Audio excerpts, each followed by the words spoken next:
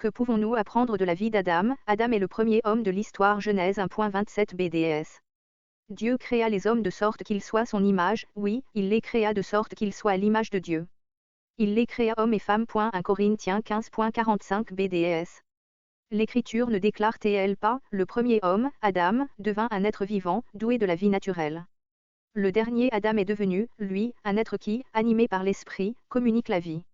Il a été créé par Dieu comme le premier être humain et placé dans le jardin d'Éden, qui avait été spécialement conçu pour lui. Genèse 2.8 BDS.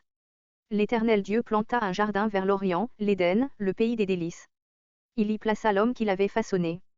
Adam est l'ancêtre de toute l'humanité, tous les hommes ayant jamais vécu sont ses descendants directs. C'est par Adam que nous héritons tous d'une nature pécheresse. Romains 5.12 BDS.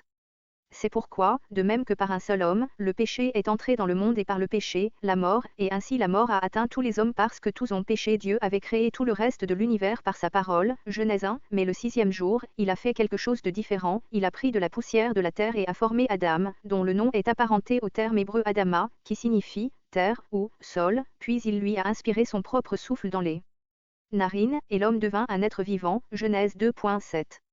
Le souffle de Dieu est ce qui distingue l'homme des animaux. Genèse 1.26 BDS. Puis Dieu dit, faisons les hommes de sorte qu'ils soient notre image, qu'ils nous ressemblent. Qu'ils dominent sur les poissons de la mer, sur les oiseaux du ciel, sur les bestiaux, sur toute la terre et sur tous les reptiles et les insectes. Et puis Adam, tous les hommes ont un esprit immortel, comme celui de Dieu.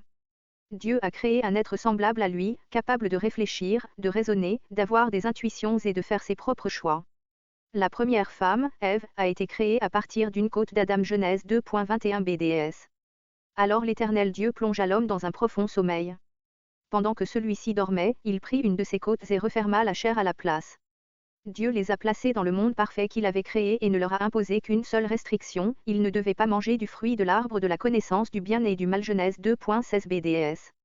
Et l'Éternel Dieu ordonna à l'homme, mange librement des fruits de tous les arbres du jardin. Il fallait qu'Adam ait la possibilité de désobéir à Dieu, car sans ce choix, l'humanité n'aurait pas été pleinement libre. Dieu a créé Adam et Ève libres et leur a permis de faire leur choix librement. Genèse 3 raconte comment Adam a choisi de pécher. Adam et Ève ont désobéi au commandement de Dieu et mangé de l'arbre dont Dieu leur avait interdit de manger, verset 6. Ce seul acte de désobéissance a ouvert les portes au péché, avec toutes ses conséquences, dans le monde parfait que Dieu avait créé. À cause d'Adam, le péché est entré dans le monde et a entraîné la mort. Genèse 3.19 BDS. Tu en tireras ton pain à la sueur de ton front jusqu'à ce que tu retournes à la terre, puisque tu as été tiré de celle-ci. Car toi, tu es poussière et tu retourneras à la poussière. Romains 5.12 BDS. C'est pourquoi, de même que par un seul homme, le péché est entré dans le monde et par le péché, la mort, et ainsi la mort a atteint tous les hommes parce que tous ont péché. Nous savons qu'Adam est un personnage historique, et non allégorique, car l'ensemble de la Bible le décrit comme un personnage réel. Genèse 5.1 BDS. Voici l'histoire de la famille d'Adam. Quand Dieu créa les êtres humains, il les fit de telle sorte qu'ils lui ressemblent. Romains 5.12 BDS. C'est pourquoi, de même que par un seul homme, le péché est entré dans le monde et par le péché, la mort, et ainsi la mort a atteint tous les hommes parce que tous ont péché. Le grand historien Luc fait remonter la lignée de Jésus à cet homme. Luc 3.38 BDS. Enoch, Seth, Adam, qui était lui-même fils de Dieu. Là où le premier Adam a apporté le péché dans le monde, le deuxième Adam a apporté la vie. Jean 1.4 BDS. En lui résidait la vie, et cette vie était la lumière des hommes. Jésus, notre deuxième Adam, offre une nouvelle naissance. Jean 3.3 BDS. Jésus lui répondit, vraiment, je te l'assure, à moins de renaître d'en haut, personne ne peut voir le royaume de Dieu. Une nouvelle nature et une nouvelle vie à tous ceux qui croient en lui. 2 Corinthiens 5.17 BDS.